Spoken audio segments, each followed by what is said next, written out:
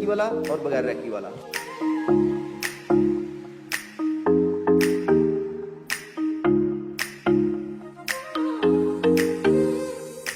तो आपके हाथों से बाकायदा वाइब्रेशंस निकलती हैं, आप उसके अफेक्टेड पार्ट के ऊपर अपना हाथ रखते हैं, वो एनर्जी निकलती है जो उसकी डेफिशिएंसी को पूरा कर देती है।